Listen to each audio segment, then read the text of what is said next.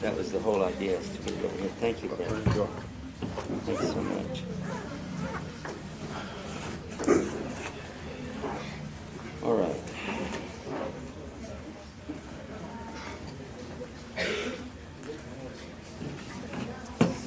Right.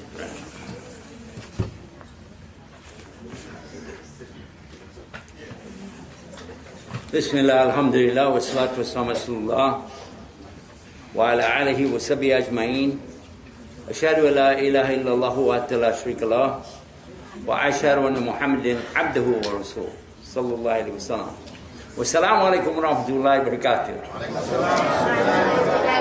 MashaAllah. And as I was listening to Sheikh Mutahir just a few moments ago mentioning the difference between the last time we were here in Hamtramck and now, there's big changes. You guys have expanded, grown, and really demonstrated what Muslims are supposed to be doing is put things together, work hard, and improve the condition of your community. And so I'm thinking that Hamtramck is going to become on the map, going to be put on the map by the Islamic Center of Hamtramck. You guys are going to make it famous.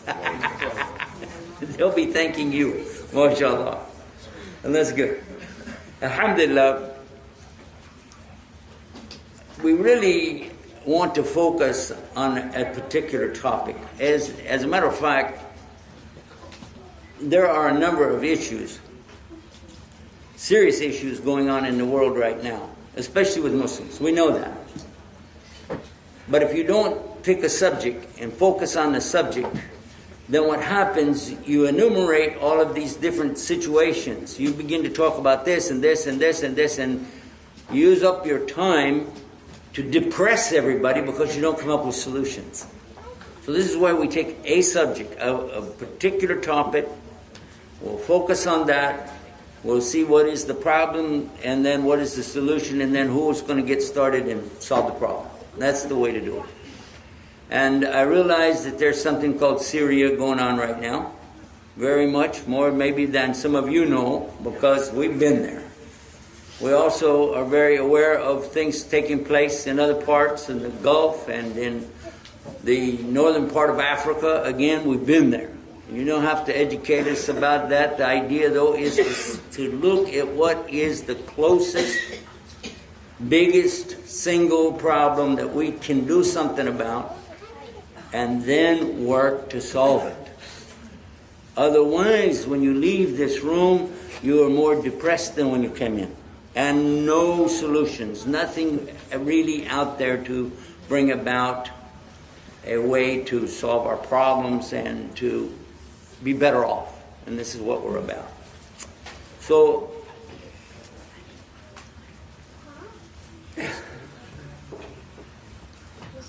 how many of you watch Guidance TV? Oh, mashallah. How many of you know it went off the air on Wednesday at noon? Yeah, it sure did. The satellite, I'm talking about the satellite, which is, it's called Galaxy 19, went off the air at exactly noon on Wednesday, and there's no way we can really get that frequency back. There are too many problems with it, too much water under the bridge to fix it. That's bad news.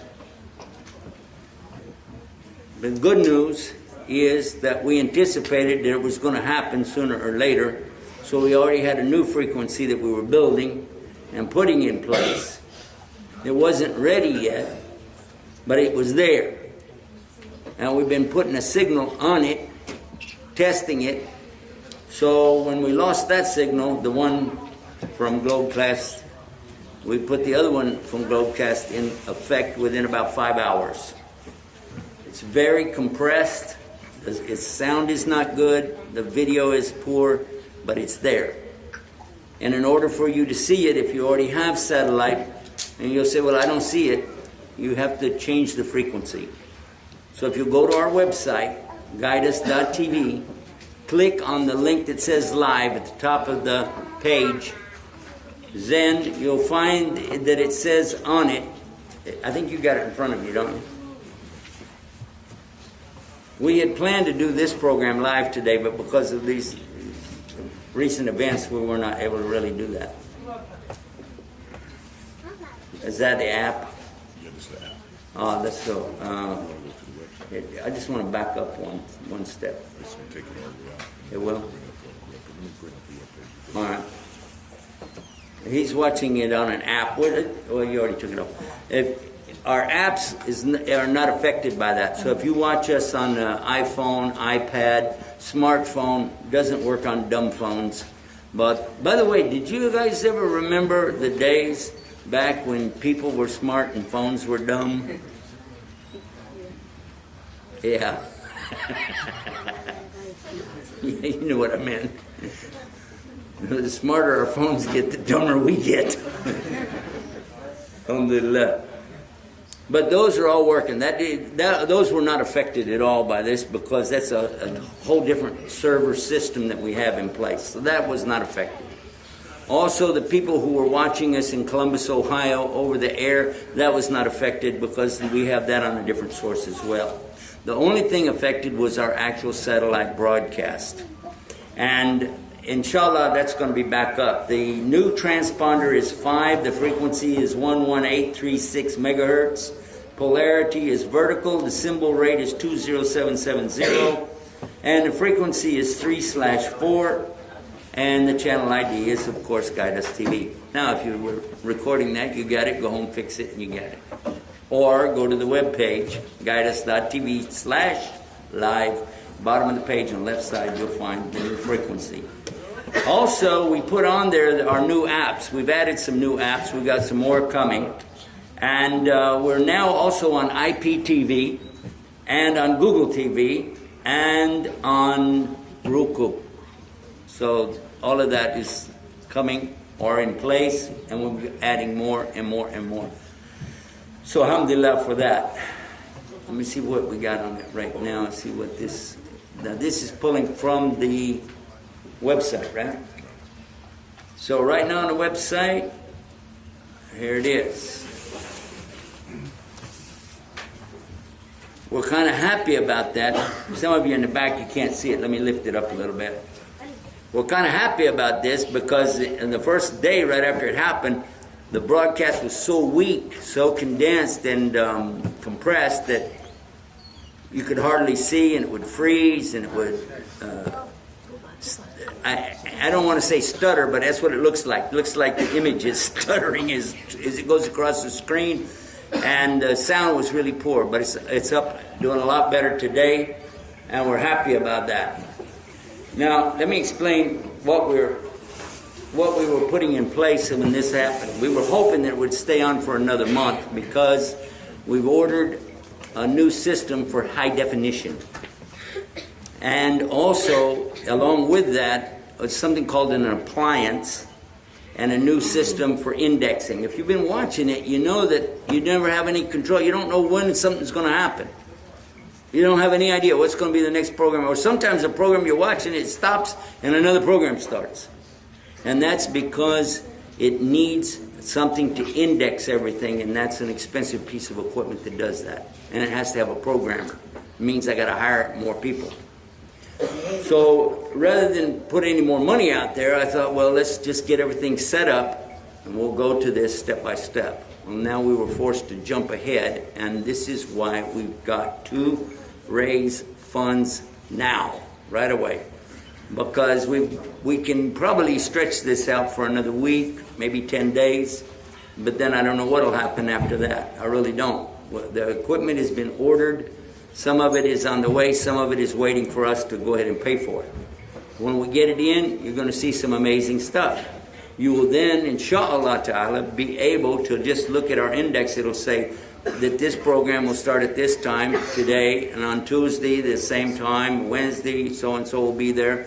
And then a half hour from now, something else. Then on the hour, things change, half hour, just like regular television broadcasting.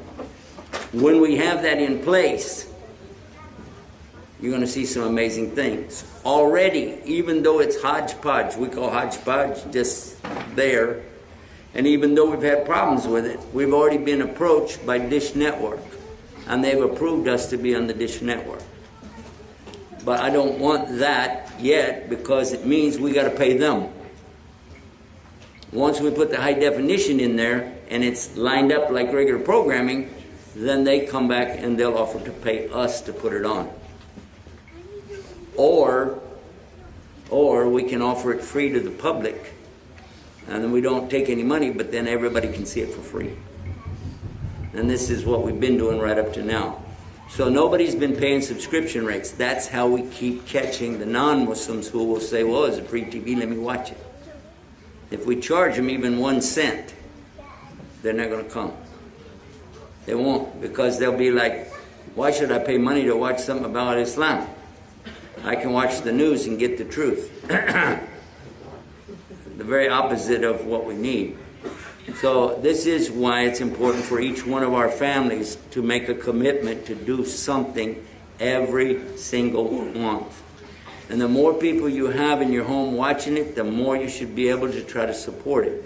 According to your own means. If you're doing $1 million a month, well, you can maybe pay out a little bit more money than somebody else. But if you're like most of us, then the idea is to, what? Okay. Give it to him next time. Don't interrupt the speaker. Unless you got like a fire or an emergency or something. There you go. Alhamdulillah. Where were we? You know what we're saying? What were we saying? That's good. About the family, the importance of the family. Yeah. Anyway, I want to talk about the family now. Listen, all of us have got situations in our families. Some are bigger problems than others. Some of you have relatives that don't practice Islam. Some are not even Muslims. In some cases, the people you work with, the people that work for you or you work for them, have the wrong notions about Islam. And they've all got problems and questions. We have already provided the answers to some of these questions so many times that we recorded them and put them up on Tube Islam, and then even went so far as to write them up and put them on our newsroom and on our other websites. We have 2,400 websites for Islam. Alhamdulillah. Many of them are under development right now, and make dua that we can get that done as well. But the big thing right now for us is to see how to use what we have. So we put up one search engine called ShakeGoogle.com. But I like the other name for it. It's called Search for Islam. You search for Islam or Shake Google, either way. But you go to searchforislam.com and then just type in the keyword and you're going to get a lot of the answers. For instance, somebody could say, well, we don't know about the Sharia. And this is something that's happening right here in Michigan right now. I don't know if you know that. There was a judge just said something the other day, and it's in all the news now, and CARE is up in arms against them and what's going on with that and so on. But what about the average person? All he sees is the news. He's not going to see what CARE has to say, because CARE is only going to talk to Muslims. They might like to talk to other people, but they can't because there's no voice. You don't have a vehicle. There's no way to get the voice out. That's why we have to have our own news channel. That's why we got to have the websites. Because if we don't do it, then we're just like somebody standing on a street corner like this. You're moving your mouth, but we don't hear anything. And that's what we're seeing from the Muslims. Even, now listen how serious it is. Not only are we frustrated because people are saying what we know is not true about Islam, but our own youth are getting more exposure to the lies than they are the truth. Because I'm going to ask you a question. How many of you, anybody under 20 years old, how many of you spend at least 30 minutes to an hour every day on the internet? Raise your hand. Keep your hand up if you go over an hour in a day's time. Okay, hands down. Now, how many of you every day are spending an hour memorizing the Quran? And how many are spending an hour memorizing the Hadith? Did you see how disproportionate the number was? What is the majority of what's being done? And just real simple, how many are doing more with internet, text message, and chat rooms and Facebook than you are studying Islam with the Sheikh? How many are doing that? Be honest. You're spending more time on internet, Facebook, text messages than you are sitting with your scholars to learn Islam, yes or no? We know that. There's no doubt about that. So, how about this? If I ask our youth today, now some of our elders, I'm going to ask how many are not originally from America? Not originally, not born here. Not born here. Okay. So, in this case, you already have a different idea about Islam than your own kids. Your own younger brothers and sisters even have a different understanding because nobody has really sat with them and explained to them in a way they can grasp that Islam is absolutely perfect. I just got I had a call yesterday, I had some emails today, and I had a phone call, was it this morning, I guess, talking about, asking question about the qadr of Allah. This is just on one subject. Other questions about even doubting that Allah exists. And many of them are saying, why does it have to be Islam? Why can't it be some other religion? Why God can only accept one? This is amazing. This is totally amazing coming from a Muslim, isn't it? Why would a Muslim ask those kind of questions? Because of the exposure 24 hours a day to the wrong message.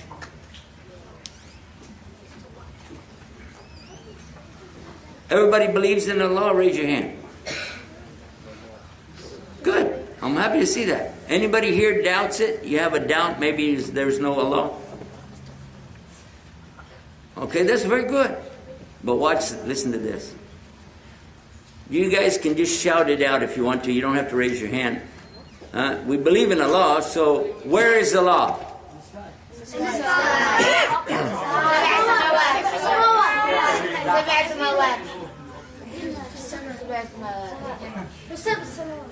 Does anybody have a different idea?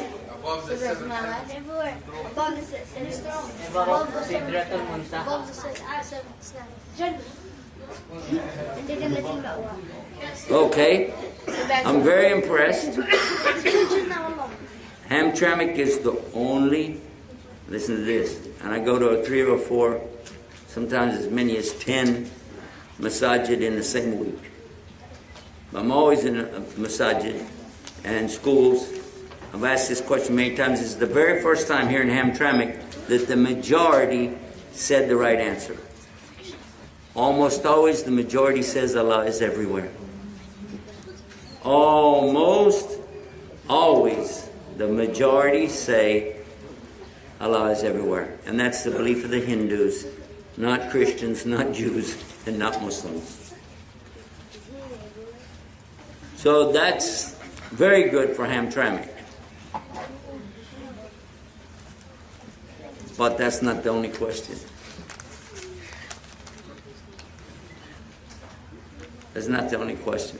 After you say this, the next thing I'm going to ask you is, does Allah already know everything?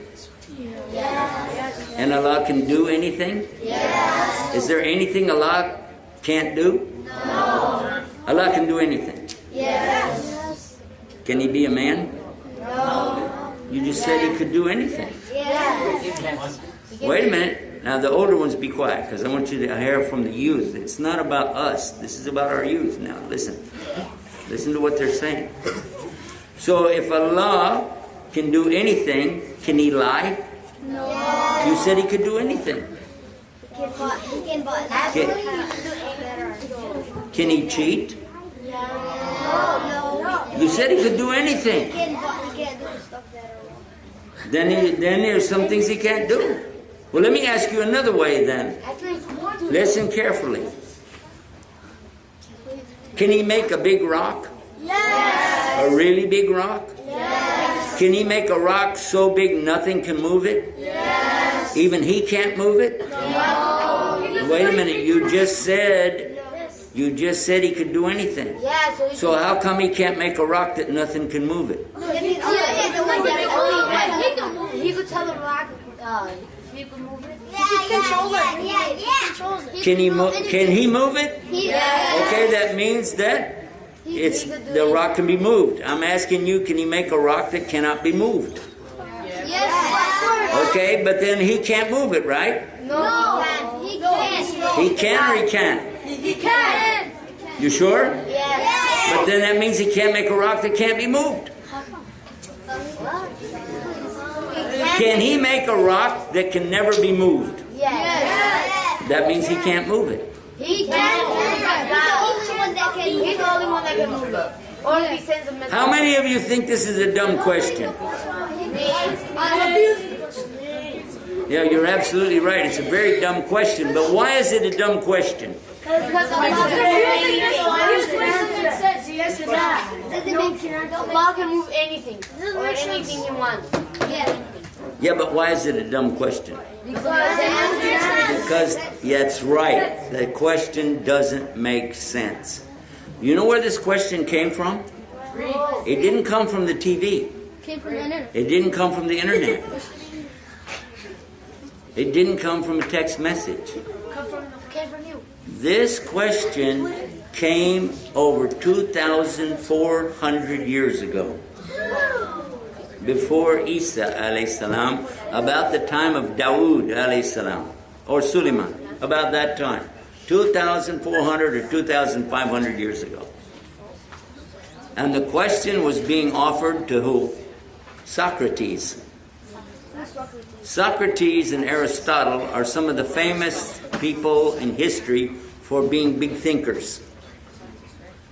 And they did believe in God, even though a lot of atheists today think they didn't. But if you read what they said, they believed. But they didn't believe maybe what we believe, but they did believe there was some kind of God or gods. And when they asked them this question, they were trying to trick them. And the answer is very simple. Your question is wrong because it makes God like the creation. And we say, Laysa kamithlihi shay'un wa huwa sami'un basir. There is nothing like Allah. Not anywhere, anytime, any place. Nothing is ever like Allah. Even when we say Allah has hearing and seeing, it's not like my hearing and seeing. It is His hearing and seeing, which is absolute. That's why He adds this. So you notice He is Al-Basir. Not having some eyesight like you and me, but He is the seeing. He is the hearing. Just like He is not saying He has patience, a sabur, He is the patient. And any patience we have is coming from Allah. And Al-Wadud, it doesn't say He has some love. He is the loving. So He's absolute, the epitome of each and every one of His characteristics. So if you said, can God make a rock so big nothing can move it? The answer is absolutely yes. Nothing in Allah's creation could move it because He made it that way in the creation.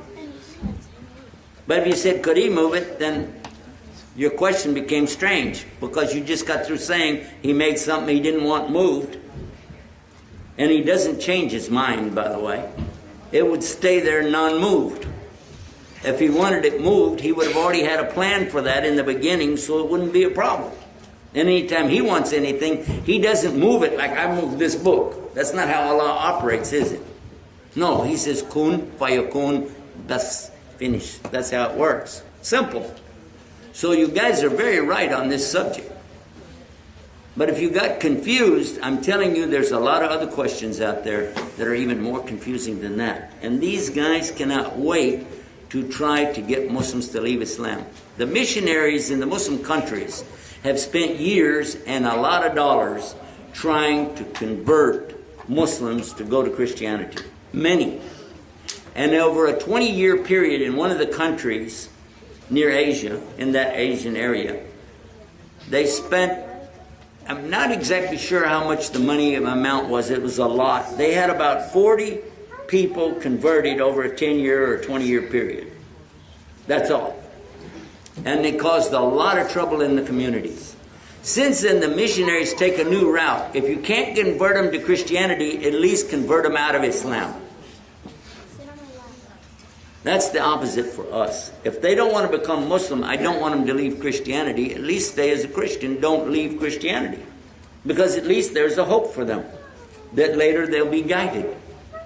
But when somebody becomes an atheist and leaves belief altogether, then what's going to be their hope? So this is one of the very big realities that we have today, that they're doing that here right now on the internet. They're doing it with text messages. They're doing it with emails. They're doing it with websites. Everything that they can to put out this message again and again and again, attacking the very core of Islam. Another thing that they'll throw out there is against the qadr of Allah. Earlier we heard our brother Jazallah Khair telling us about what are the 6 pillars, the 5 pillars of action, the 6 pillars of belief.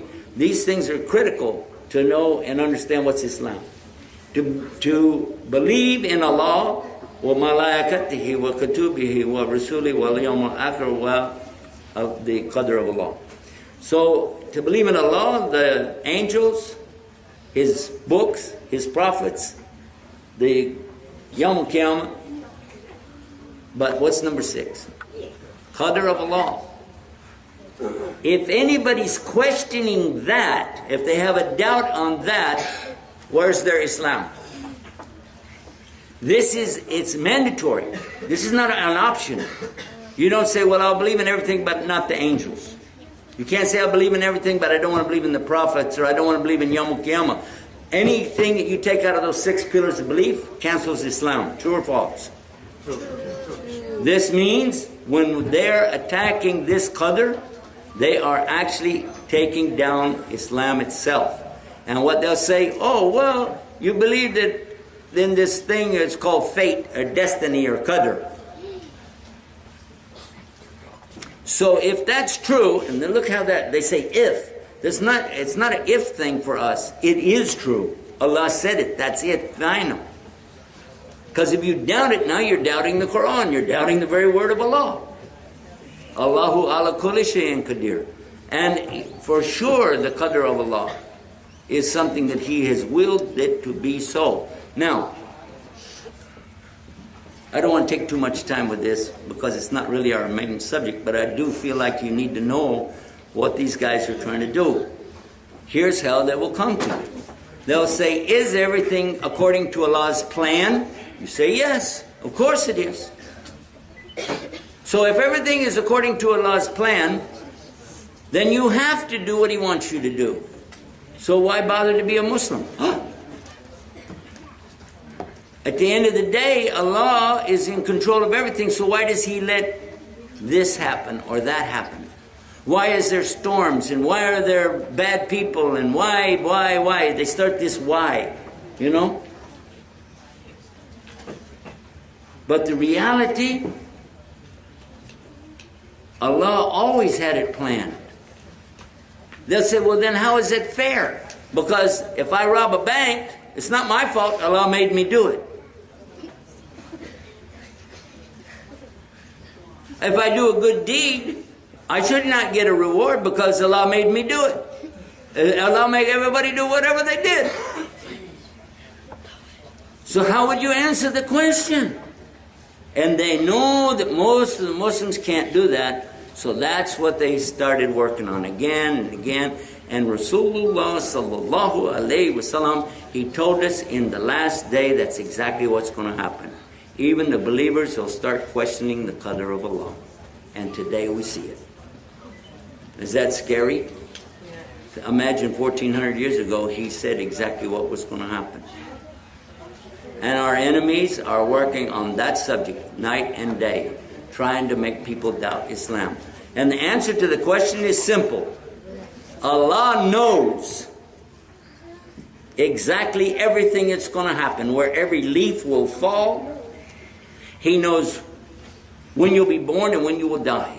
He knows what you will do in between, and even the angels wrote on your head before you were born all what you were going to do, good and bad.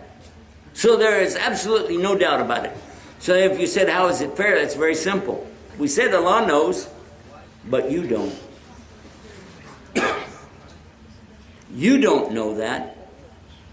So you are the one who makes choice. You don't have free will. That's another question they bring up. They say, where's your free will? Islam doesn't teach there's free will. And by the way, if they say they have free will, you say it means you can will something.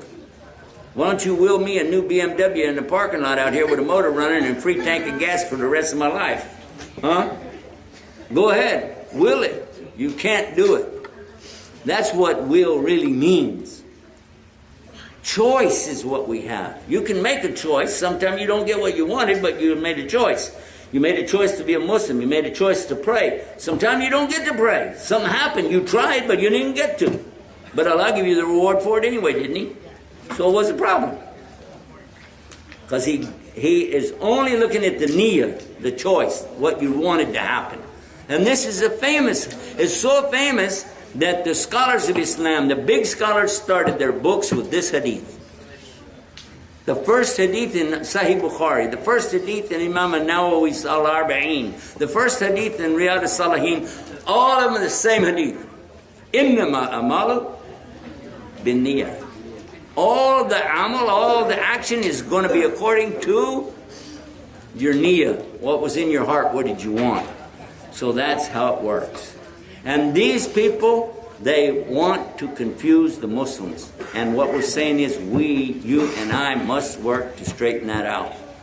Not everybody has a Hamtramck community where everybody's doing pretty good. I'm very proud of you guys, by the way. And that's why we really wanted to come back and be with you today, because I want to see how you're doing, and I'm so impressed. Really am. I don't need to lecture you much because, well, I think you got some good teachers right here helping you out. But I'm promising you this, if we don't do something, the rest of the world out there, they're going downhill, not uphill. Now, in one country we visited last year, we found students, these are Arab children, in the best English-speaking school, leaving Islam in Arab countries. Because the teachers they have are missionaries disguised as teachers, giving them the wrong stuff.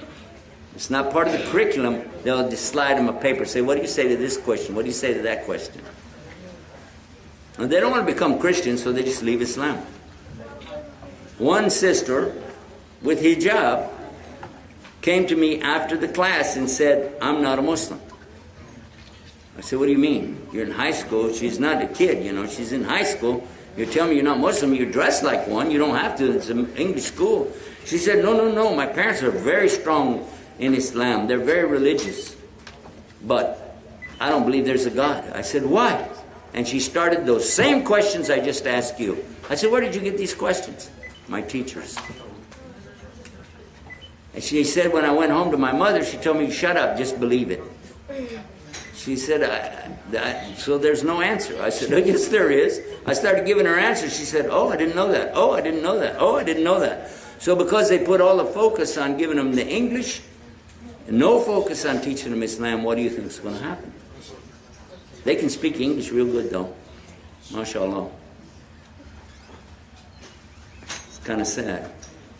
Then this year we had one who got up on the stage, on the microphone. We opened it to questions and answers. And he's a Muslim. Said he was raised in Saudi Arabia, but he was in another Arab country. He took the microphone. He said, my name is Muhammad. I was raised in Saudi Arabia, but I'm here now. I'm 24 years old. I think that's what he said, 22 or something. Anyway, he said, and I left Islam. And we were on Al Jazeera, Al Arabiya TV, Guidance TV. We were live broadcasting this. And everybody just looked at him and went, oh. Now, it became my problem because I'm broadcasting this to 2 million homes. More than that, we had Al Jazeera there. That's what they say is another 50 million homes, something like that, around the world. And he thought he just dropped a real bomb on us, you know. But Allah put something in my mind, and I smiled and I said, well, you just proved something. You proved that a lot of people, non-Muslims, are wrong. He said, what? I said, yeah, you did. I said, these people here are your friends? He said, yeah, this is my guys, I know them, and some over here. Some of them were shocked when he said that. But he said, those are my friends. And they said, yeah, we're his friends. I said, what you just proved is Muslim countries don't cut off somebody's head if they leave Islam. So stop saying we do that. And he went, I said, did anybody cut off your head lately? Everybody started laughing, you know. I said, why don't you come up on the stage? And he did. I said, why don't you believe in Allah? He said, there's no proof. If you show me any proof, I would believe. I said, really? Really? Pick 10 people out of the audience. So he did. I said, pick young guys. They came up on the stage. I said, all you guys live here? Yeah. All of you speak Arabic? Yeah. All of you speak English? Yup. Good. You know this guy. So I want you to just tell the first one something and let him tell the next one to the next one, the next one. Let's see what we come up with at the end. He said, oh, you're going to try to prove the Quran. I said, just do what I tell you. So I took him forward a little and I whispered to him. I said, okay, here's what you tell them. Tell the first guy, there are 10 people that are hungry. 5 of them want pizza. 5 of them want the hard crust. 5 of them they all want pizza. 5 want the hard crust, 5 want the soft crust.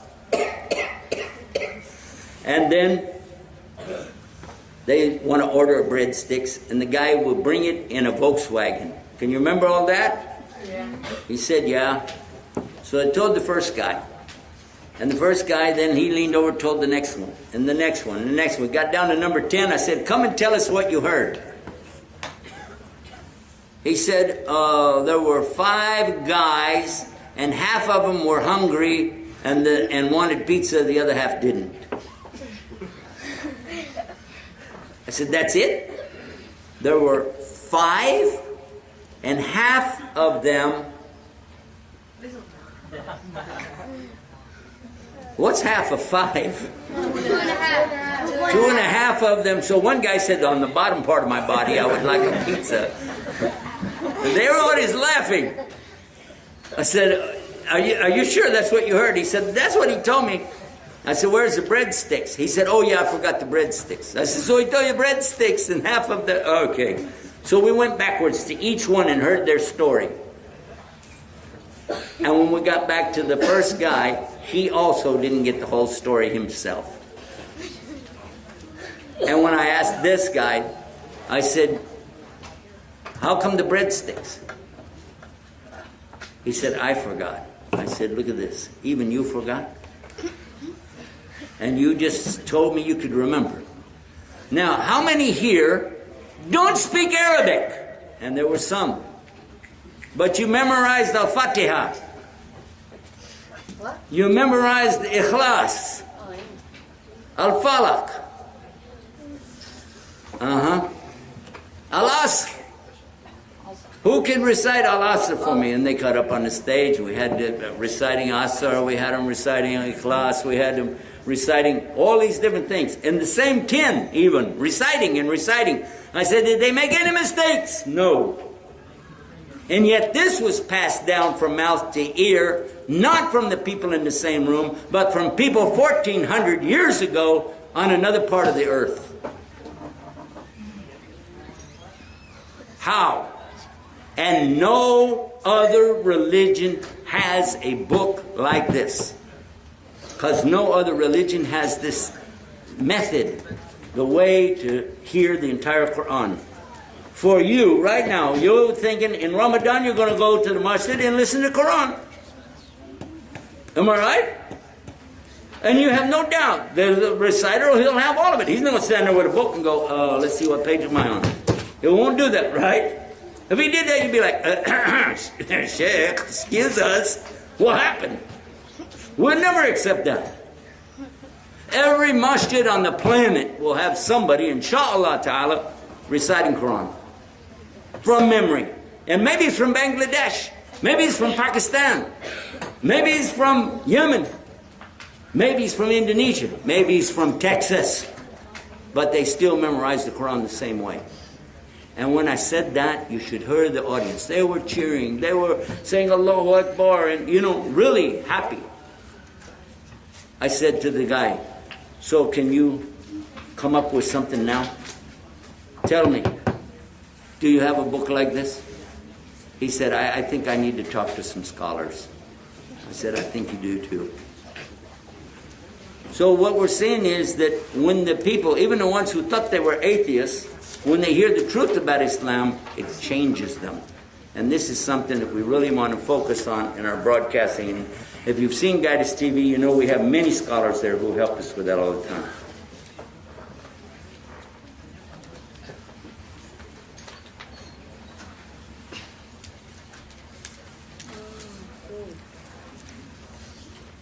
Is there anybody here that knows a book that's better than the Quran? Yeah? Okay. If you will, I can't see you wherever you are. Huh? Okay. Can you stand up at least? No, I was just saying some might say that.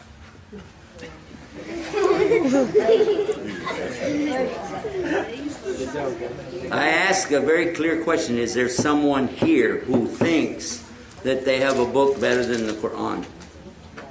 I didn't ask you to tell me what some people said on the internet. I have 2,400 websites. You think I don't know what's on the internet? Okay, suppose though, like our brother said, suppose somebody did say the Bible. And they did that to me about 15 years ago at one of the universities where I was down in Virginia, George Mason University. After our talk, we brought a Bible scholar who converted to Islam, and he spoke. I also spoke, and we talked about things in the Bible. We had someone else. There were 3 of us up there, and I think a sister also. But when it was all over with, we opened the floor up, and I said the similar to about the Quran, how it's been memorized and all. And I said, is there anybody here who memorized the Bible? And a guy stood up. He said, this guy next to me, he memorized it. I said, great. Stand up. Let's hear it. The guy said, well, I mean, I memorized it, but I can't like recite it. I said, okay, that's fair. Maybe can you give us a little bit of it? How about Old Testament? He said, I don't know the Old Testament. I said, oh, so you just know the New Testament. Okay, that's good. Could you recite something? How about Matthew? No. Mark? No. Luke? No. John? No. Acts of the Apostles? No. Book of Hebrews? No. Then he mentioned a letter which is only 1 page. It's 1 page long. Okay? But fine. I said, at least recite that. Because in my life I never heard anybody ever recite the Bible. So I would be so happy to hear it. Please begin.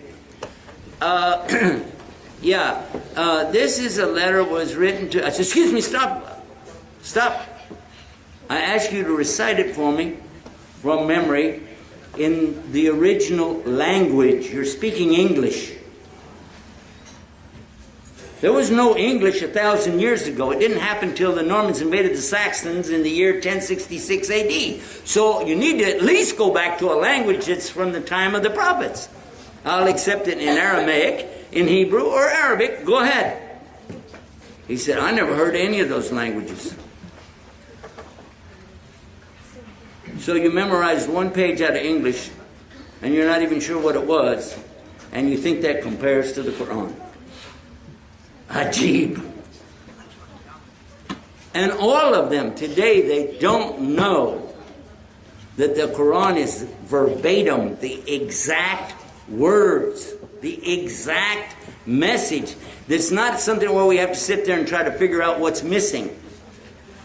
Most of the Christians don't realize that what they do have of copies are many generations afterwards, and they're torn up into pieces, and where they don't have words, they laid out the pieces and looked at how the pieces fit together, and in between where words are missing, they guessed what the words would be. That's how they did it. And when it was a big blank and just a little bit of a framework, like a jigsaw puzzle, they would take what they already had and say, yeah, that's close enough. Let's just put all these words in there that they already had from something else, that they guessed at the whole entire book. And this has happened again and again and again. And many times they'll try to pass it off and say, well, there's a few words different, few sentences, but it means the same thing. It means what you want it to mean. And I know that because I've been in many different churches. When I was a Christian, I used to go to all of the churches because I sold musical instruments to them. I had to know what kind of music they like. I need to know what they like in the Bible, what verses they like, so that when I'm talking to them, I will show them what they like. And I know that they will take one verse, and in this church they give a meaning to it, but that church will give a different meaning. And another one over here will give another meaning. And some will even say, well, that probably wasn't in the real Bible, like that. But they still want to believe, and so on. So, for anybody to compare the Quran, if they think they can compare it to something, they didn't understand what's the Quran. I'm sorry. It doesn't work. And they're wasting their time and ours too. Anyway, for those who are not Muslim and they want to know what's Islam, we have a website called What's Islam. WHATSISLAM. Not what is, just what. Somebody already got what is. WHATSISLAM.com, because when you go there, you're going to see video explaining the very basic thing.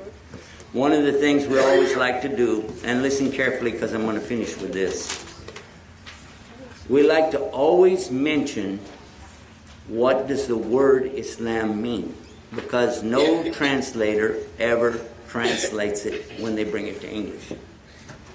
For whatever reason, it's the only word that nobody has tried to really put out there in translation. They say Islam. The translation of the words in Al Imran, chapter 3, verse 19, in Adina in the Lahil Islam. The translation, it says, for sure the only religion with God is Islam. But Islam is an Arabic word, isn't it? So why they didn't translate it? And throughout the Quran, and I'll just give you one other reference, Al-Yawmu akmaltu lakum dinakum wa atmamtu alaykum ni'mati wa raditu lakum Islam ad-dina. Right? And they will translate it, on this day have I perfected for you your religion and conferred upon you my biggest favor, and chosen for you as your way of life, deen, way of life, Islam. Still says Islam.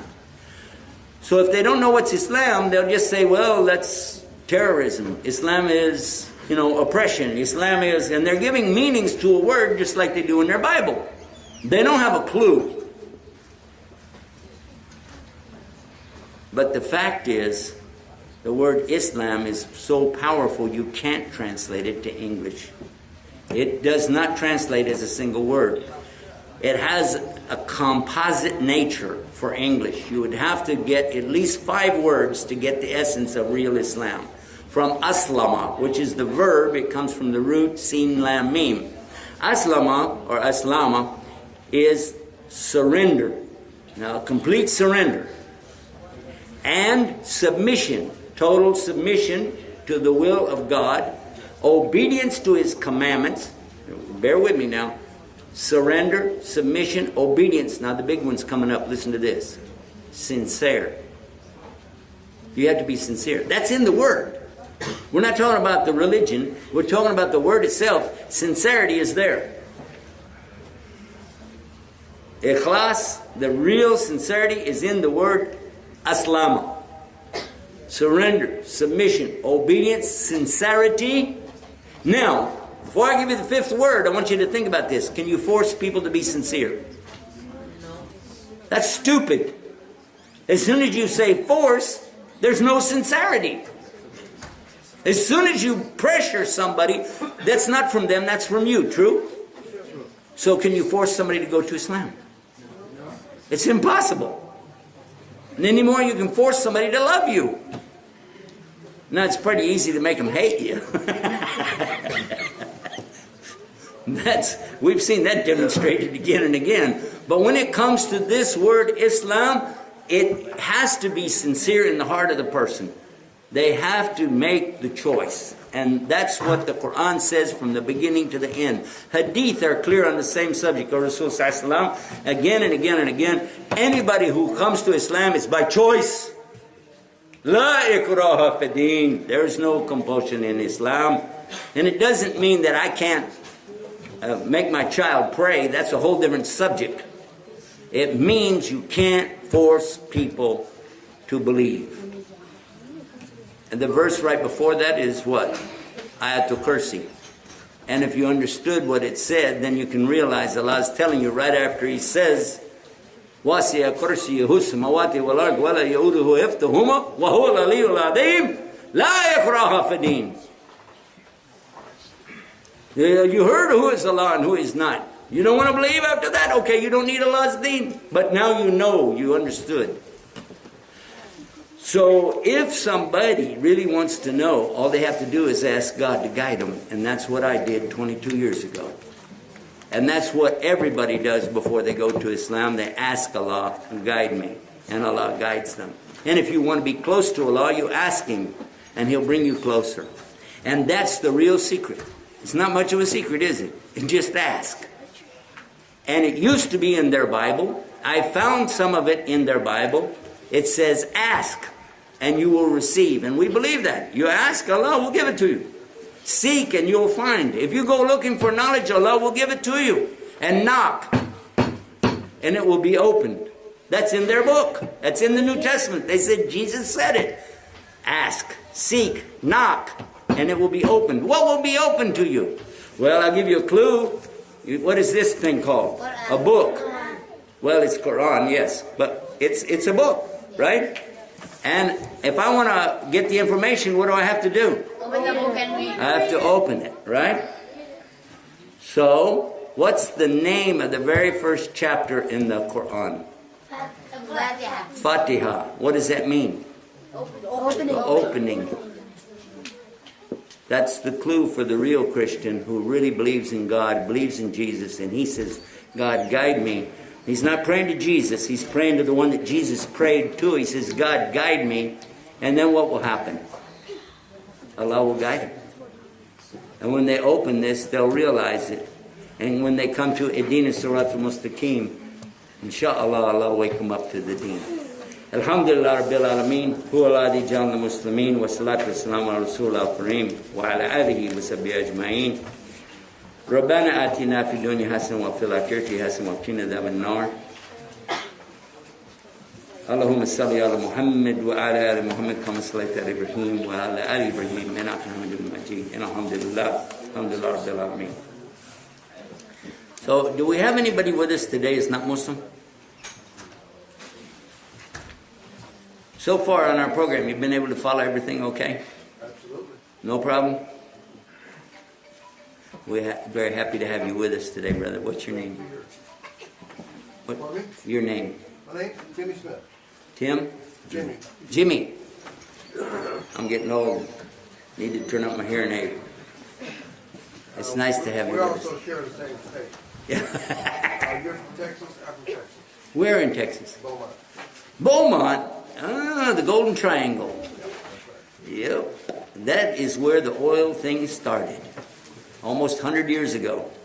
The big oil hit down there in the Golden Triangle, Beaumont, Port Arthur. Yep. Yeah. And Orange. Yep. Yeah, see, I grew up in Deer Park. Pardon me? Deer Park. I don't know that. Deer Park, on the way to Houston. Never heard of that. Yeah, it's a little village. Alhamdulillah. But anyhow, as far as what we talked about today, did it make sense? Oh, absolutely. Have you thought about Islam before? Oh, I am. And did you ever hear the explanation of the meaning of the word before? Yeah. This is the first. Me either. Until I came to Islam, I couldn't figure it out. One day I sat with a really big scholar and they were doing translation, and when he laid it out, I said, oh my God, that's what I wanted all my life. What was I asking for if I wasn't asking for guidance? But we try our best to get that message out so people can hear it. And the more you know about Islam, the more you realize this is really the essence of what Jesus said. When I read my Bible and I look at the red letter edition where they put everything Jesus said in red, he's not saying I'm God, worship me, I'm part of the three. You can read it and you go, wait a minute. Paul said something totally different from what Jesus is saying. Paul, for instance, in the New Testament is telling us that because of the law, I sin. If it were not for the law, I wouldn't be sinning. So therefore, the law is dead to me and I'm dead to the law. This is more or less a quote from what he said. But look what Jesus said in chapter 5, verse 17 of the book of Matthew. He says, I did not come to destroy the law and the teachings of the prophets. I did not come to destroy, I came to fulfill. And not a single dot or a jot or a tittle, it means, the little marking on a page or iota of the law will in any way be lessened until the day of judgment. And whoever breaks the least law and teaches that it's okay to break it, he'll be the lowest in the next life. But whoever keeps the law and teaches that, he'll be the highest in the next life. Now, I asked some preachers, did Paul say the same thing? They said, no, but Jesus came and told him something different. You say, really? So what are you saying, that God changed his mind and sent Jesus down to fix everything up? What are you talking about?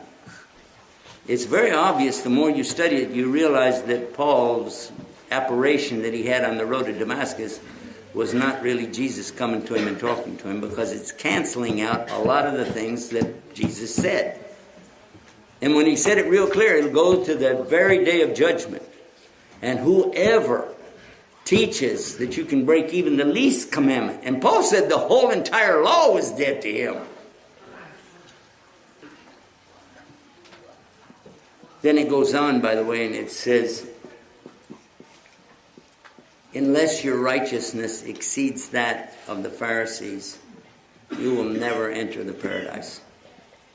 And the Pharisees were their preachers at the time that they had in the temple that were, we call munafiqeen, or hypocrites. They would say, but they wouldn't do. Anyway, when you look at the verse telling you that not a single dot or jot or iota will be changed in any form until the day of judgment, it's interesting to note that it's not English that uses dots and iotas, those little markings.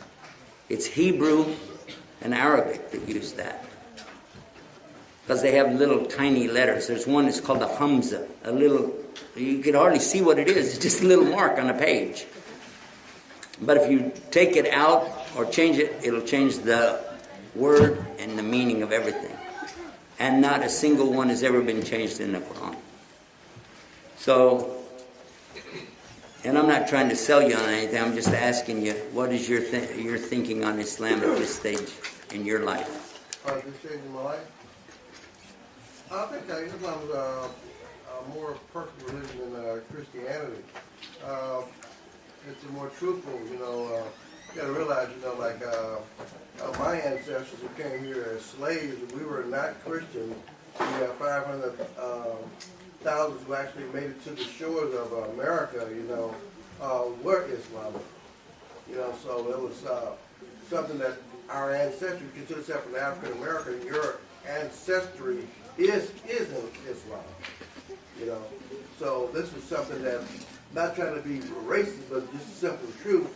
We learned that from, like the slave master who taught a person out of a house, to be a preacher, to not only keep us mentally, not only physically safe, but mentally safe as well.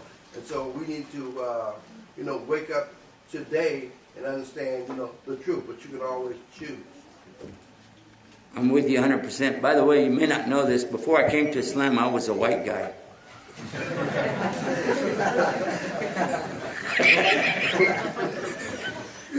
I got over it though. But it's funny. The thing is, like there's over 1 billion Muslims in the world, and all of them can't be from the Middle East. All of them can't be in Africa. So some of them have to be from, the European countries. There are many. We just came from Turkey.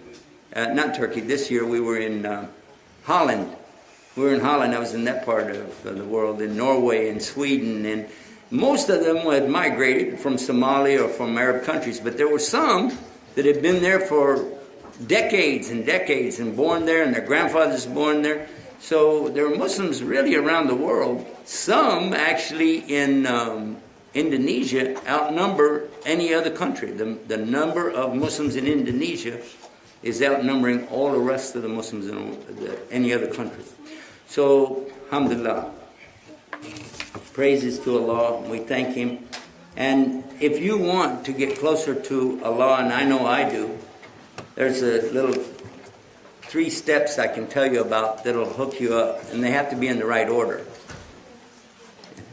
The first step is to bear witness out loud. I do believe there's only one God, and He has no partners, and my worship is for Him. It's a real simple statement in Arabic. And then step 2 is to declare, and I believe in all of the prophets, from Adam, Abraham, Moses, David, Suleiman, Jesus Christ, and Muhammad. And this is even more simple to say in Arabic, because when you say you believe in Muhammad, it means you believe in what he taught, and he taught us that. He's the one who told us, do not make any of the prophets higher than the rest of them. He said, in the sight of Allah, the prophets are the same. Some prophets, they came with books. Some had other kinds of miracles, but they're the highest in Allah's estimation. So don't try to make one higher than another. So when you say, I believe in Muhammad, you're accepting all the prophets. Then, after this statement, with sincerity, you'll feel something, because the heart starts beating a little bit different. It's on a new wavelength. Then you establish what's called sila, or a connection in Islam, and that's what we perform 5 times a day. It's very nice, because in it, it's everything direct connect between you and your Lord. That salah that we do, where we stand and bow and prostrate, is the same thing the prophets, all the prophets used to do this, and that's how they would connect with Allah, and then He would give them revelation after that maybe, or guide them to things that they needed, solve their problems, and so on.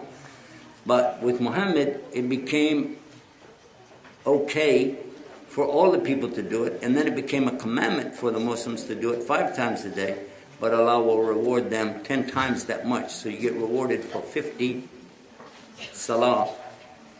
By the way, a lot of people call it prayers, but actually prayers in English is dua. When we make dua, this is praying. They don't have salah because they don't have any connection. So we shouldn't call it prayers. I do, because I've just got the habit of it. But you guys are young. Try to get in the habit of calling it what it is, salah. And then if they ask you what is it, explain it's our connection with Allah. It's better to do that, I think. That's my opinion, I don't know. But from what I just said, do you like that idea? Oh, yeah. Are you ready now? Oh, no, not at the moment. Are you ready to take step 1? No, because actually it's the same thing as being in Christianity as far as the recognizing one God. But no, I'm not ready to become a Muslim at this point. Okay. Step 1, to focus on this one, is when you know for sure there's only one God, He has no partners, and you're not going to worship anything in the creation but Him direct, the same way Jesus and all the prophets did. then you just declare that out loud. And in English we say, I swear there's no God to worship except one God, Allah. That's step one. Then in Arabic that's ashadu, which means I bear witness, an la ilaha illallah, that there's no deity worthy of my worship except Allah. Then the step two, after that one, is to learn more about Muhammad. And we have some books. We have a website called Prophet of Islam. If you'd like to go there, prophetofislam.com. And you can see some beautiful stuff, even non-Muslims, what they said throughout the centuries. What Gandhi said, what George Bernard Shaw said, and others who are very influential, yet what they said. And they had access to a lot better things than what we find on the internet or in CNN. And they said beautiful things about our Prophet ﷺ. So I would recommend that. That would be the next step. And then after that, the brothers can help you learn the next stages. But pray about it, meditate on that, and ask Almighty to give you the guidance of what He wants for you. And I'm thinking that next time I come, we'll probably see you as part of the congregation here. But all that aside, my deepest prayer for you is that Allah will guide you to the very best for you.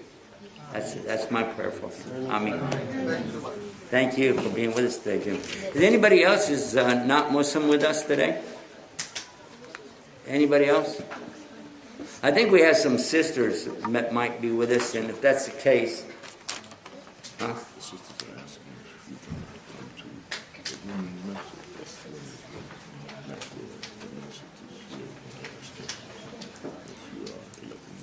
Yeah, if our sisters have any questions, what they can do is just write them down and send them over to us. That would be great. I'd like that very much.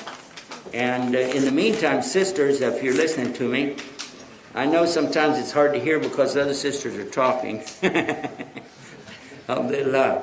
But I have a website for you. It's called Islam's Women. ISLAMSWOMEN.com. And if you're as soon as you go to it, you'll see subjects about marriage, hijab, and things like that. But there's also a section in there for questions and answers. So click on some of the links until you find where it says QA, and you can start asking your questions right there. And if you still don't find the questions, the answers to the questions you have, there's a website called Search for Islam, SEARCHFORISLAM.com. And there it's like Google. It's, in fact, another name for it is called Sheikh Google. We have that, S-H-E-I-K, no H after the K. SHEIK, GOOGLE.com. And type in your keywords and you'll be able to find answers. So I have any special words for these future interns and Guidance TV because of the cameras. Yeah. By the way, I'm seeing some potential cameramen here. We've got 1, 2, 3. Any others? 4.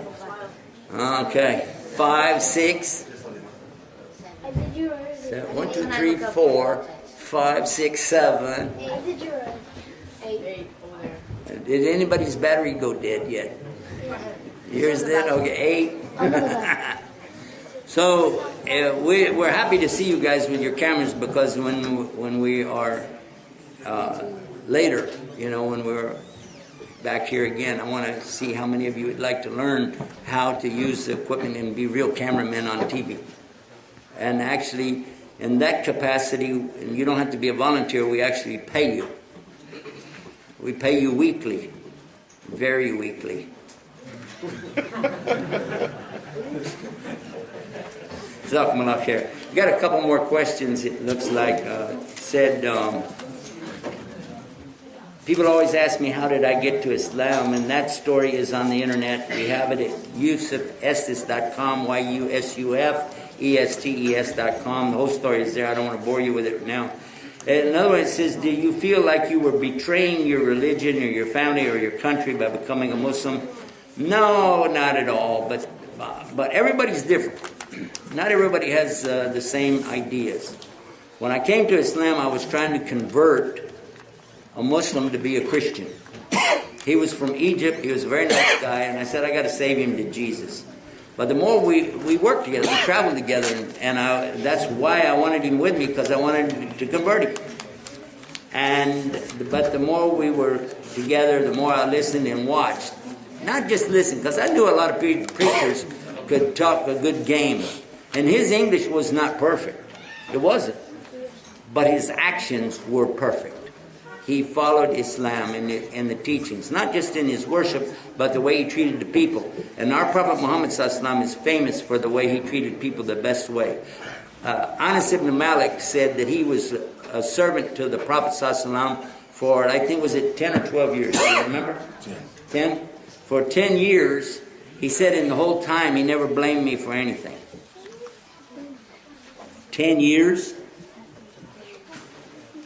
His wife said she never hit his wife. Imagine that? Yeah. Never. Other people said he never hit a person. Except when they had wars, something like that. But he didn't hit people, didn't slap people. He didn't shout at people. There's no evidence he ever acted out of character in his whole entire life.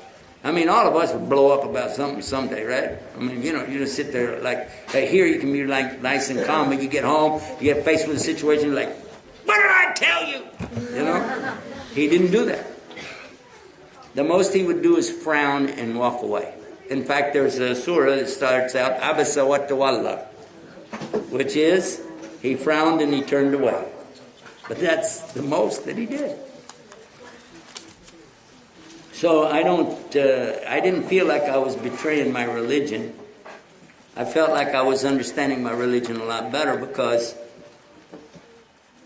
I was putting the Bible right there in front of me with many different kinds of translations. And even some of the interlinear Bible, which has Greek and Hebrew in it. And the more I studied that and then looked at the Quran, the more convinced I became that there was a lot of legitimacy in the Quran where there really wasn't in some of what we were reading in these different translations of the Bible. As far as my family, I wanted immediately to tell them about Islam so they'd understand a better message than what we had had up to that point. They felt that I betrayed the religion in the family. They did, but I didn't feel that. And as far as country, our country was founded by people who very clearly wanted people to have freedom of religion. That's what this country has as a part of the Constitution itself. That you have a freedom of religion, a freedom of choice to believe or not believe. And that, in essence, nobody should feel like they're betraying America by being a Muslim, if they're a real Muslim. But if they betray Islam, then what's left after that? So when you betray, it means turn against or undermine Islam or your country, either one. This is not a good thing. The country of the United States is today following a lot of the good things that we know about Islam. The problem is we got a lot of people in legislative positions who are not following even Christianity, for that matter. And there's a lot to say about that.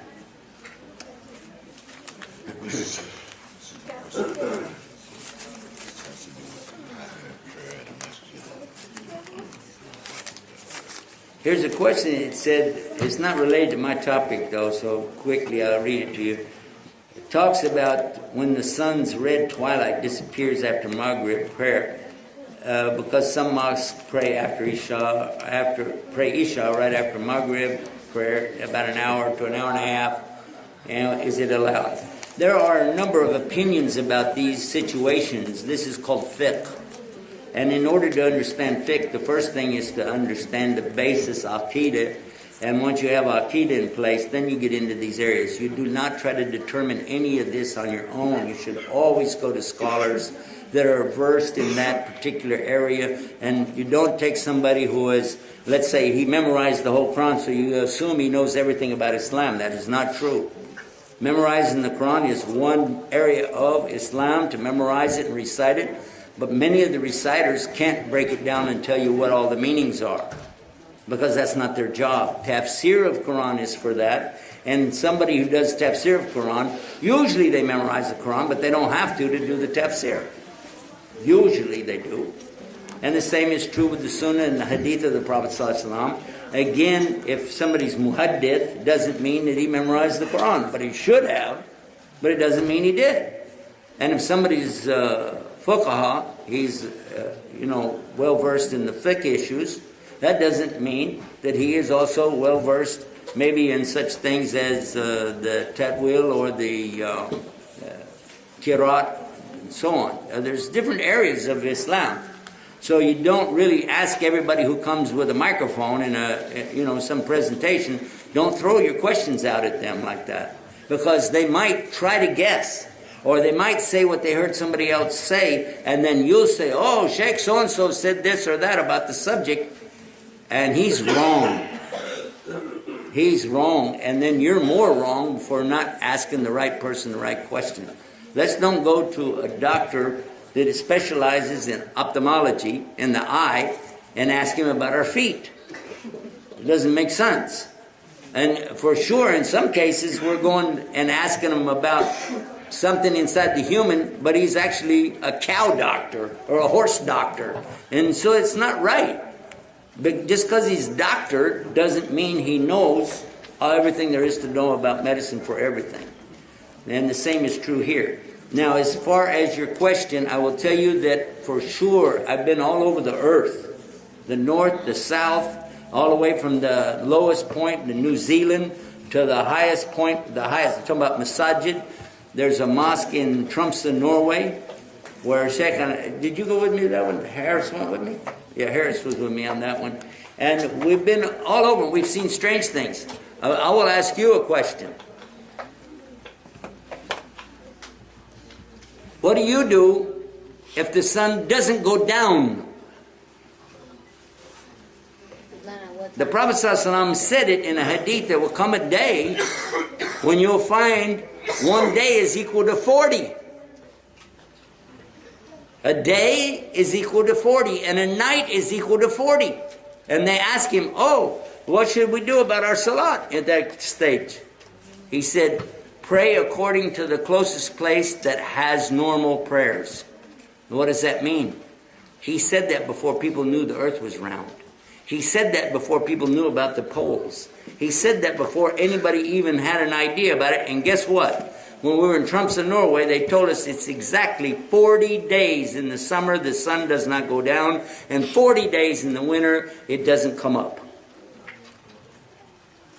Imagine that. And while you're up there, how do you pray? I mean, if it's only one day, I only got to pray 5 times in 40 days. Think about it. But we scheduled everything off of Mecca. Now some imams, they choose Stockholm because they have normal prayer there, but it's really stretched out. So it's up to the imam to interpret the way this is, according to what his understanding is. You follow your imam. So for the one who asks the question should not be asked to a traveling speaker. It should be asked to the imam who told you to do it, because he knows the ahwal or condition of the people. Don't ask people passing through about these subjects. Ask your own imam, and he will explain it, inshallah.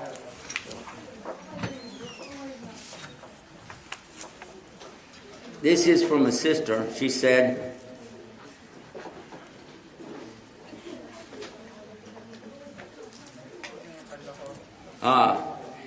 there is a man that they know, their family knows a man who does salat. No, it doesn't say that. It said he refuses to do salat even when we try to remind him. And he watches bad stuff on TV. Okay, so what should we do? Again, talk to your local imam to get involved, to sit with him, because me saying something here isn't going to be a benefit.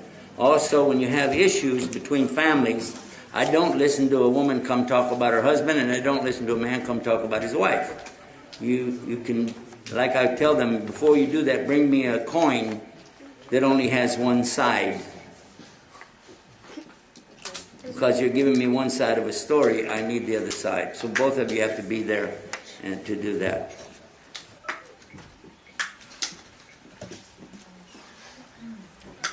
Here's a question. How do I answer a child who asks me where did Allah come from? And how was he first formed, or how did he first come to be? That question, the Prophet ﷺ predicted this question would be asked. The people didn't ask him that, but he said it would be asked, and he told us what to tell them. He said, who's coming to you, by the way? He will ask you, who made the sky? You say Allah. And who made the mountains? Allah. Who made everything? Allah. Who made Allah? And what are you supposed to do? Go ahead. A'udhu billahi minash shaitanir rajim. Just say, I seek refuge with Allah from the condemned devil, because this question is stupid. Just like the other one we asked. Yep, there's many answers to that. But Allah is eternal. He always was and always will be. And so if you say who formed him, nobody formed him. He always was. It's strange who will say this is the atheists. The atheists are saying it, and they're stupid because, listen, they're the ones who say the universe has always been here. They say that. But if you say, no, the universe wasn't, the one that created the universe was always here, they'll say, well, how could anything always be there? You just said the universe. Well, yeah, but the universe is different. Yeah, okay, it sure is. Thank you very much. Have a good day, you know. The universe is what was created, not Allah. Allah is the creator of everything, but Allah is not created. Hello. But they don't get it. They don't want to. So you just, for a child, one thing you need to do with that child is to get them away from whoever you're exposing them to, because very obviously they're getting that from television or school or someplace where they're hearing this from some very wrong-minded people, because that is not a natural question for a child to ask. Sheikh is reminding me it's time to move forward on this. Yeah. Why are we here? That's a good question. Why are people here? Why? To worship God. Actually, who can tell me what Allah said? What did Allah say about it? No, he said it in Arabic. If you don't know it in Arabic, you don't know it. What did Allah say our purpose of life is? What? What? Aha! There we go. وَمَا خَلَقْتُ الْجِنَّ وَالْإِنسَ إِلَّا لِيَعْبُدُونِ. The meaning of it in English is what? Allah said He did not create jinn and mankind except to worship Him alone without any partners. And that's a derivative of the words themselves. I didn't give you the exact words because it doesn't give you all of that. You have to know what ibadah means. Anyway, why are we here today with you is because we want to see how you guys are doing in Hamtramck, and we're glad for you. And one of the other things is I've already told you earlier about Guidance TV. See this? This bumper sticker right here will promote Islam, it will promote our beliefs, and it will promote our TV channel, and it will not get your windshield broken out. Because it doesn't say Islam on it, it just simply says worship the Creator, not the creation. I'm going to ask our guest, Jimmy, if you will, just that part of it. It says worship the Creator, not the creation. Do you agree with that? 100%? 100%. 100%. All right. And I've said this many times. All the Christians that I've met will say, I agree with this 100%. Because it is the essence of what's Islam, just like it's the essence of Christianity. This is what we have most in common, is that we believe we should be worshiping one God, not a series of gods, not man-made gods, but the one God. And don't worship mammon. Don't worship the dunya. Don't worship what is created.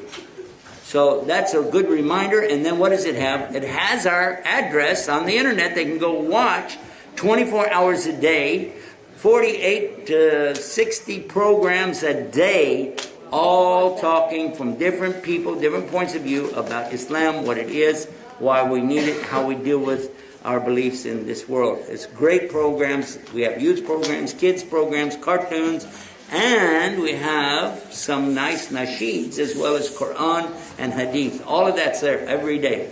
24 hours a day, 7 days a week, 30 days a month on average, and it's constant. And this is how you can get a free bumper sticker for your car, one per family, and then this is how you support it. This little form right here tells us, you be sure to give us print real clear so we can read it. Too many times I get them and we can't read them, we have to throw them away. Just print and tell us, number one, how do you want to support the child? You want to use a check? You want to use cash? You want to use a credit card?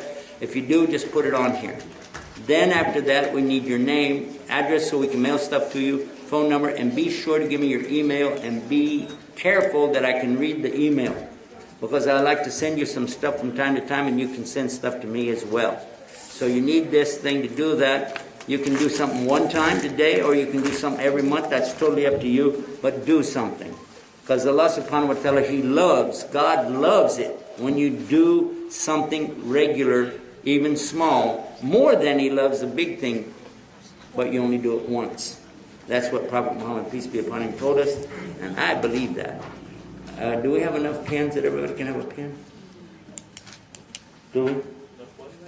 Pens. That everybody can have one? Yeah? Okay. He's saying that our brother Amr says that we have enough. I would like to offer that each one of you can have one of these pens. It says Get Guided with Guidance TV.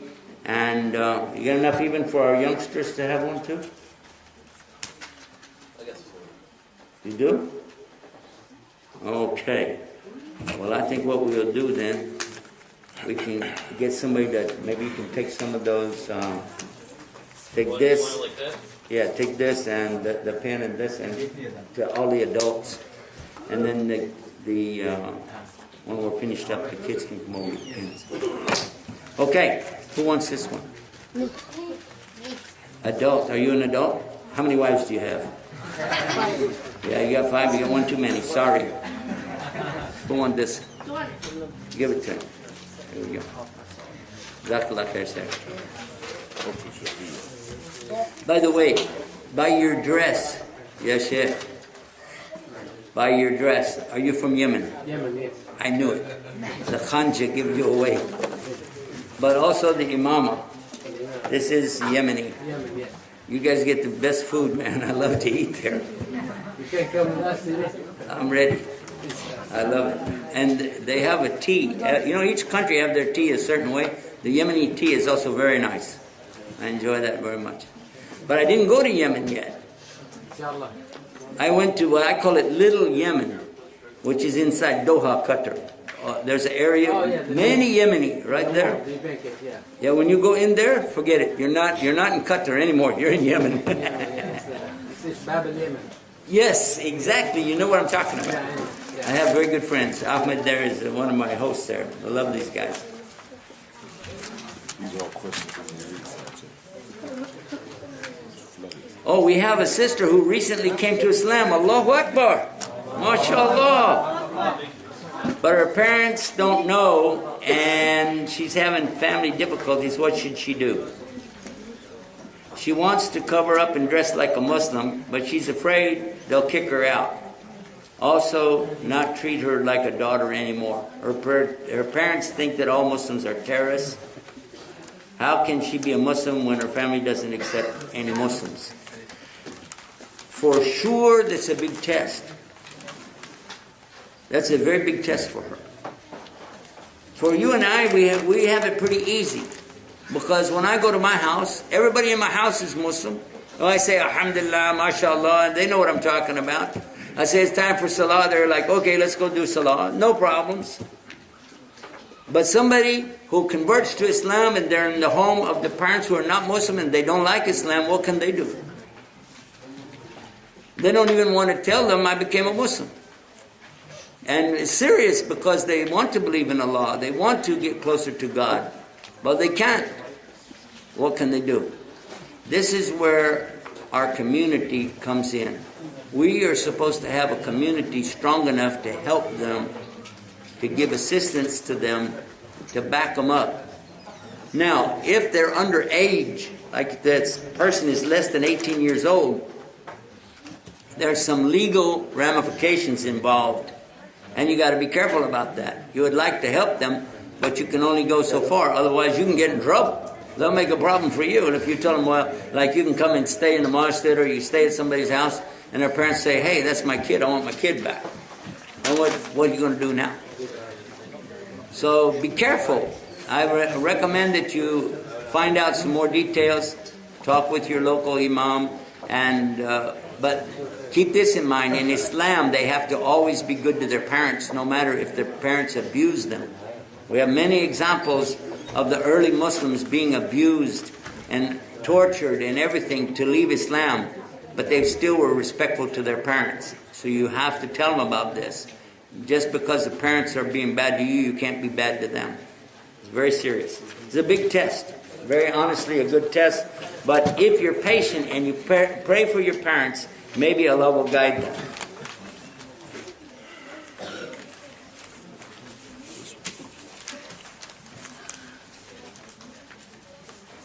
Now, that's funny. This is right on the same subject. There was a sister. She was disrespectful to her father, and he passed away.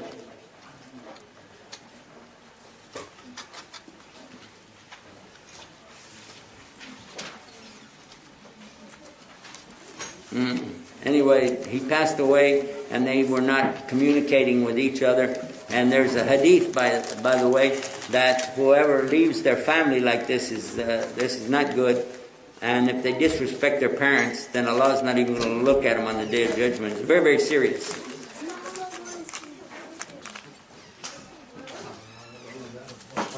So it says, the question is, can she give her gold away to go for Hajj for her father? She has no mahram, so she can't go to Hajj alone. Yeah, she needs to talk to a scholar about this. I recommend talk to Kareem Abu Zaid. Kareem, that's Karim @guideus.tv, and give him all the story. And if you want, maybe he'll give you a phone number. You can talk to him, and that would be better than me trying to answer it. Now, here's somebody who wants to marry a newly convert brother. So this is a girl. She wants to get married to a brother who converted to Islam. But the imam said no. He said because he does not know his rights or her rights. And they live together unmarried because of this. Whoa, okay. Again, write to Kareem Abu Zaid and he will tell you the details on that one. Kareem, that's Karim @guideus.tv. Okay, you're asking about different groups within Islam, the sects in Islam, and approaching, I can't read your writing because you put all the words together. Nice. Those letters look really nice. I have no idea what you're saying, though. Approach each other, can we pray together and get a Again, write to Kareem Abu Zaid and he can give you a lot of good answers on that stuff. Ask about domestic violence. You shouldn't do it. It's easy. It said, in polygamy, is it okay for all the wives to live in the same house? Islam does not allow polygamy. It never did. The subject in English is polygyny. There's a big difference between polygamy and polygyny. In polygamy, this means a woman, she can get married to many men at the same time. And a man can marry many women at the same time. But Islam permits limited polygyny only, which is, in some cases, that a man can have from 1 to 2 to 3 to 4 maximum. In those days, they didn't have any limit. But there came a limit, and the condition is he has to treat them all equally. So, it's a big difference.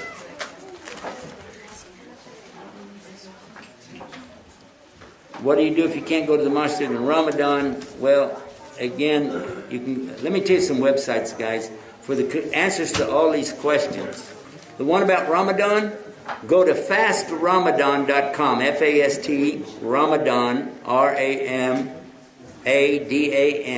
Ramadan.com, and look for the question and answers. You'll find that over there. On the subject of polygyny, go to islamswomen.com, and you can read about it over there. If you don't find the answer you want, go to searchforislam.com and type in the word groups, Muslim groups, and that'll give you the sect of Islam and about that, and maybe that'll help you. And about the treatment of the parents, you can also type that in. You can ask on Search for Islam, ask your questions on there. We'll give him time to finish up. Now, for all of you who have already made a donation, raise your hand up if you've already filled it out. If you already filled it out, raise your hand. Okay, give him one of the DVDs, right? If they didn't fill it out, give them time to finish. Whoever is finished, they'll give you a DVD right behind you over here. Am I?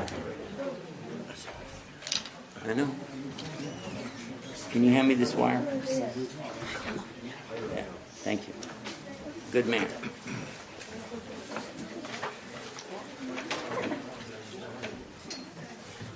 Now, I feel better. I don't hear the echo in my head anymore. Assalamu alaikum. While we're passing out the support for Guidance TV, I know that many of us in the Muslim community sometimes we question the importance or the unimportance of whether or not to watch TV in our homes, whether it's haram or whatever. The reality is that TV, the television, is one of the leading molders of culture and identity. And whether we like it or not, our children are going to watch the TV. If not in our own homes, when they go to their friends' homes. We were in London a couple of years ago at the Global Peace and Unity Conference sponsored by Islam Channel. And there we happened to have met a rabbi whose purpose was to help promote the Palestinian state and against the state of Israel. But that's beside the point. What he did there was to make a very important point. When we told him we were working to establish this TV channel for Muslims here in the West, he was surprised that there was no Muslim TV channel. Because, I don't know if I mentioned it earlier, we went to, when we were in London in 2009 for a fundraiser for the Islamic Relief Project for the Water for Life of the people of Kenya, northern Kenya, there were at least 15, in London, there were at least 15 Muslim television channels broadcasting. When we came back to America, how many were there? Zippo, none.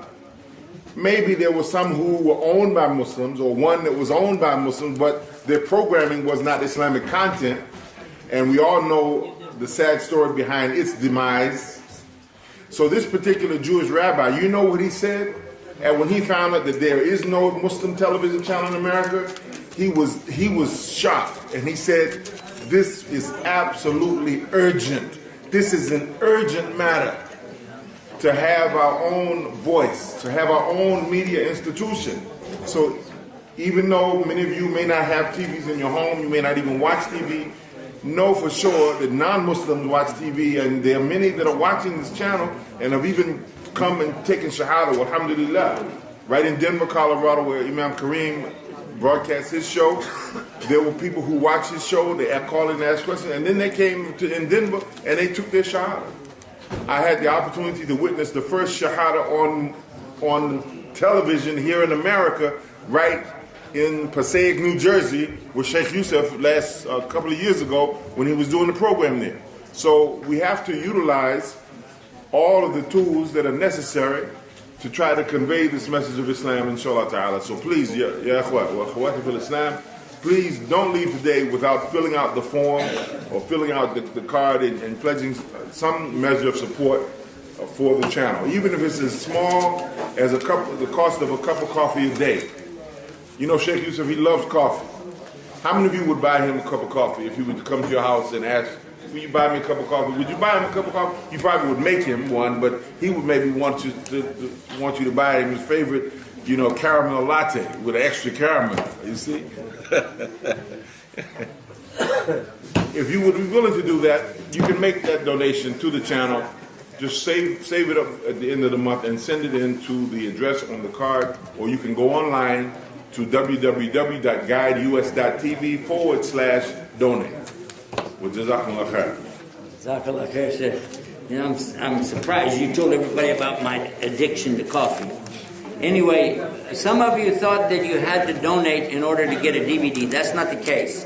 We just want you to fill the card out. Once you fill the card out and you're finished with that, then I want you to have the DVD, because it's going to help you to understand the programs that we're doing. You'll see samples of shows that we have. You'll see our newsroom, things that we're working on. I think you'll be excited like we are.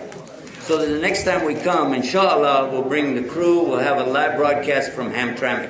You can't believe how much fun it is, because you can actually watch on your cell phone or your iPhone. You'll be able to watch what we're doing right here and know it's going all over the world, because we're all over the world on this right now. Unfortunately, we couldn't do it today. Now, I want to come back to your questions, ladies, one more time. There's 3 websites. Please write these down and help each other to remember them. The first one is Search for Islam. That's SearchForislam.com. The second one is Islam Newsroom. This is where I have about 2,090, almost 2,100 articles that we have explaining different things about Islam. That's IslamNewsRoom, IslamNewsroom.com. But you can't just go there and search, because it doesn't have a good search engine. That's why I told you to use Search for Islam. It will take you there. But every day we put new stuff up. Every day that there's some new things happening, we put up what we consider to be valuable news for Muslims. And then finally, ladies, remember IslamsWomen.com, IslamsWomen.com. Those websites will give you answers to every question you asked here. Just type in the keywords. Finally, we got a couple left. It said, is it okay to file for bankruptcy as a Muslim? Again, type in bankruptcy on there and see what you get out of that. And then, is it haram to recite Quran in front of a man with a soft voice? Yeah. Again, write to Karim, Karim, at guideus.tv.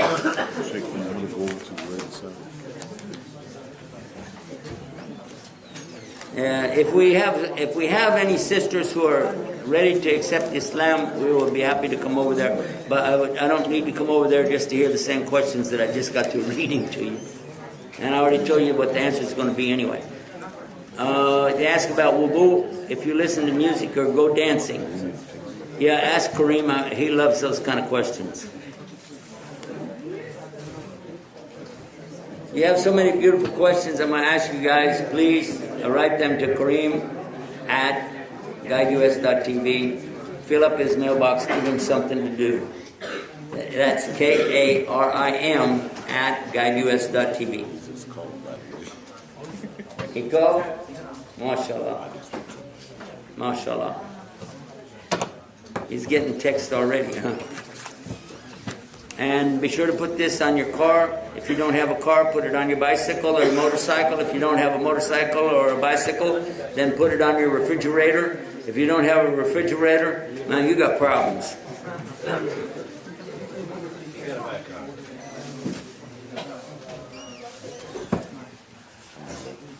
Yeah, that's a good idea. What else? We're finished. Okay, now is there anybody that did not get a DVD yet? Raise your hand if you did not get a grown-up. Are you here with your parents? Your mom or your dad? No, you're by yourself? How many of your mom and your dad is not here? Okay, if you're if you're old enough to drive around in cars and stuff, it doesn't matter. Okay? Your parents not here? They dumped you off? Huh? Don't you feel special? Yeah, I bet you do. They always do that to you? Your parents drop you off? Where's your mom? Not really. My mom left after a little bit. She left you. No, she left me with my big sister. Oh, I see. Where's your parents? You walked over here? You sure you didn't just get lost or something by accident you came in? You wanted to be. Well, we want you here. We want you to be here. You're our brother. Oh. Well, I'll tell you what.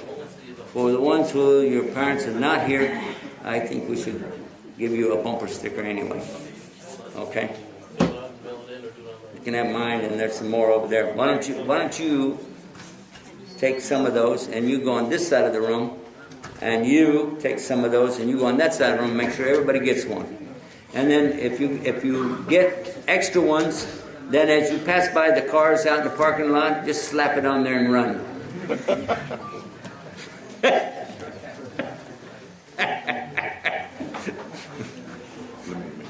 Don't put it on the front windshield, though. We would like to let you know that we're going to be at the Tawheed Center, inshallah ta'ala, after Salat al-Asr this evening at about 6 o'clock. That's at the 29707 West 10 Mile Road in Farmington Hills. And then after Salat al-Maghrib, we'll be at the Islamic Center of Detroit at Mark Twain Street in Detroit. Tomorrow, after Salat al-Dhuhr, we'll be at the American Muslim Society in Dearborn on Dix Avenue, West Vernon Highway. And then after Salat al-Maghrib, we'll be at Masjid Mu'adh ibn Jabal. So if you'd like to join us at those occasions, locations where we'll be for the remainder of our visit, we'd be glad to have you. You want me to read the announcement again now? If you like to, if you can also go to our website, islamevents.com. All of the events are posted on the calendar there.